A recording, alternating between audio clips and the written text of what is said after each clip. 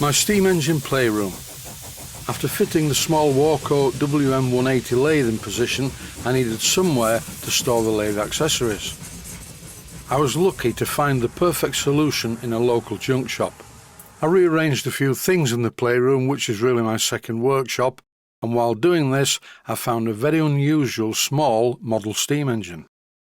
This of course is not a small unusual model steam engine. It's a Sterling single in 5-inch gauge. All I've done to it is repainted the wheels, the frames, and the smoke box and the boiler barrel. In fact, that needs rubbing down and another coat of paint applying. I really am tempted not to finish every part of this engine. For instance, look at the standard of the riveting on the tender. It's too nice to paint over. This is the ceiling of workshop number 2, or my steam engine playroom. The oil splattering is from when I run steam engines on the bench. In this pan shot you can see various things in the workshop. I'll explain what they are later on, well, apart from this lot, which is just a pile of assorted engines. Most of them are mine apart from 2 which belong to a customer. People leaving engines with me is becoming to be a bit of a habit. I don't understand it. I do the job, I get paid, then for various reasons the customer does not pick up the engines. By the way, I don't mean the Sterling single, that definitely belongs to me. I bought this display cabinet a while ago, and it had 2 LMS diesels, the 2 original LMS diesels, as part of the display. Now, I'm not a big diesel engine fan, so I replaced the locomotive with a Royal Scot Duchess class. This long and expensive display cabinet, complete with a rake of coaches and a locomotive, is a great thing to have in my steam engine playroom. And the long display cabinet has a dual purpose. It's a really good quality shelf, and I use it for storing various items that would normally be just laid about on the bench. I'd like to show you what is below this display unit. And here it is. It's a tool cabinet. I live near a place called Pocklington in East Yorkshire, and in Pocklington in East Yorkshire is a small shop called Bits and Pieces. It's like an antique junk shop place. This shop is owned and run by an elderly lady, and it's full of really good things. Last week my first wife and I were out doing some shopping, and I said, "Can you just stop at the junk shop? I want to have a look in it." And inside I found this. When I saw it in the shop, I could not believe my luck. It was just what I wanted. It is old, fitted with a Yale type lock, which works. The best thing about it though is what's inside. The layout is just so perfect for what I need.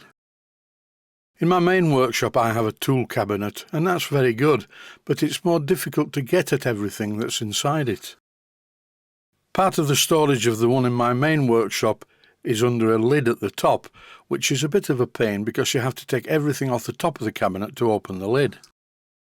This, however, is different, and the 2 voids at each side are perfect for storing drill sets.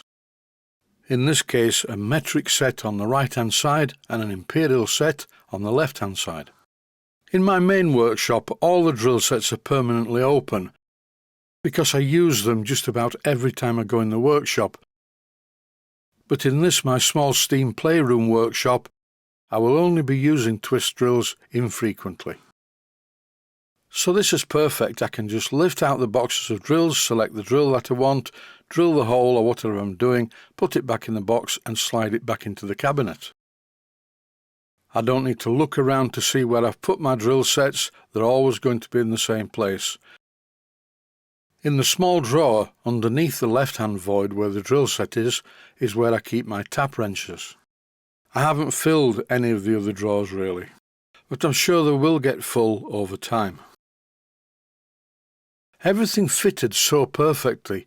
This is my Proxon small drill press, and this fits like it was made to measure between the cabinet and the front of the Sterling single.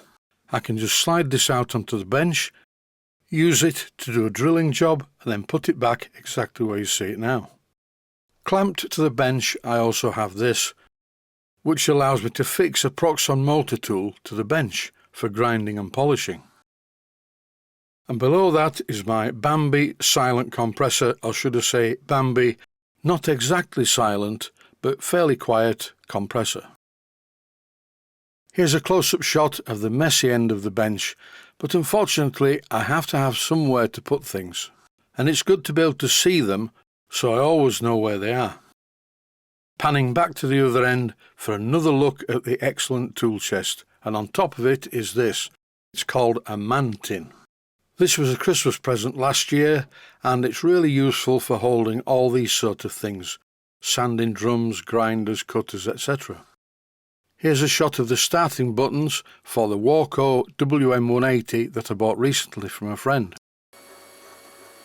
I really like this machine for what it is. It's very small, very compact, but it still has a 3.5-inch centre height like the Myford. I can't get used to the variable speed. I need to look on the plates on the lathes in the other workshop to see what speeds I normally run at. I'm going to try and keep the speed low so I don't get chippings all over the place in this workshop. Here's a shot of the tool post that I thought was going to be rubbish but actually isn't, especially after I changed the whole damn bolt for a hexagon type and packed the internal mechanism with grease. As I was looking at this clip during the edit, I thought to myself, hang on a minute, these colours look familiar. Very similar, if not identical, to the colours that Proxon use. At the left-hand side of the lathe, up against the wall, is a drawer cabinet. Here it is. It's not fully populated, but it's getting there. And above that is this excellent thing that my first wife bought me for Christmas last year. My advice to anyone building a workshop is make it a place that you would like to be in. A clock is essential, as is somewhere to put all your tins of paint and things. But it's good to have other decorative items dotted around, like these 3 old men of the forest trees: hear note, see note and say note. Once again, these were past Christmas presents, as is this one. They all seem to have a bit of a resemblance to me, although I do admit that this one is marginally better looking. In the right-hand corner by the window is this, a steam-driven pump with a water tank. This was made by my friend Don English, and for quite a few years it was used as a demo model by Blackgates Engineering at exhibitions. Although it still pumps water into the tank, it will not feed a boiler. Because the pump's been run using compressed air for prolonged periods without oil, the parts internally are a bit worn and need some attention. Below this pump and to the left, once again, is my clock. This is a Mallard clock, and I think it was a Christmas present, and it's nice to have it in my steam engine playroom. This is an engine I bought a few years ago from a friend of mine. His name is Roger, and he is a really good engineer. And he made this, which is a really weird engine. I don't think I like it very much. It's mainly made from aluminium, but it uses the Scotch crank principle, which is clever. On the crank pin, by the way, is a ball race. I haven't run it that much, but already the cylinders are a little bit worn and do blow slightly. In slow motion you can hear the whistle on every stroke.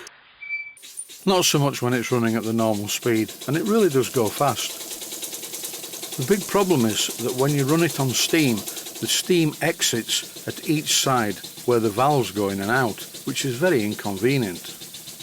But you can't have everything, and it's time for me to go. I hope you've enjoyed this excursion into my steam engine playroom. Stay safe, stay healthy. Thanks for watching, and I hope you found it useful. Please take the time to visit my main Steam Models website and click on the section of the website that says Video Playlists. And by doing that, you can find other videos that you may like to watch. And by using the playlists, you can actually watch the videos back to back.